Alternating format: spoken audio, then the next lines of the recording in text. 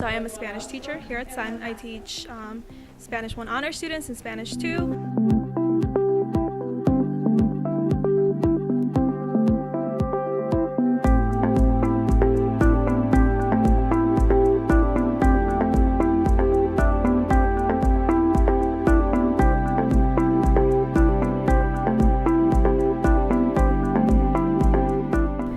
Very different than the United States.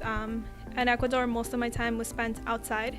So here, since I lived in the United States, I think it's very uncommon for me to be doing something outside or something where I have to be walking, you know.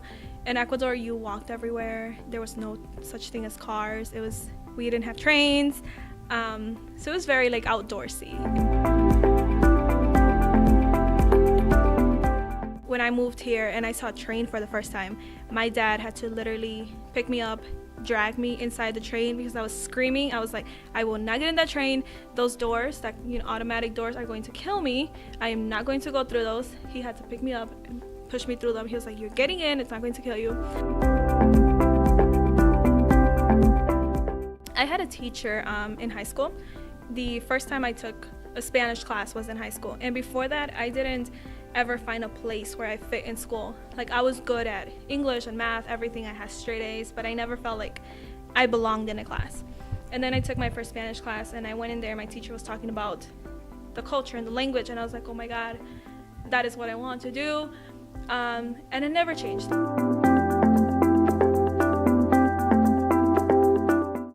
I researched a lot of schools before I picked a place to interview. It's my first year teaching, and I love the fact that this school is so diverse. I wanted to teach about culture, Spanish, language, and I think having this place that is so diverse, I can reach so many people from so different ethnicities. That's one of the things that attracted me. And then just looking at the building, it's like gorgeous. I think some good experiences overall has been like my students. I love my students. I have a mix of everything in my classes. I have goofy students, I have students who are so focused, and then everything in between. I just absolutely love them. I think one challenge overall is time. I mean, like, time to plan, time to spend at home and do a lot of things with my family. Christmas shopping, I haven't been able to do that. So just time, figuring out, like building. I'm not the most organized person in the world, as some of my students can see in class sometimes. I'm like, where's my paper? Or where's my water bottle? Because I lose everything. So I think it's just being organized and finding the time to do the little things.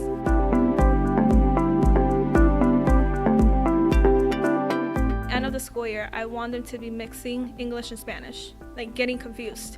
Because I think when students start to get confused and mix, like thinking Spanish and thinking English, and they're like, what is going on? That is when they're learning. So I want to see that in all my students, have them confused, and then just be able to have a conversation in Spanish.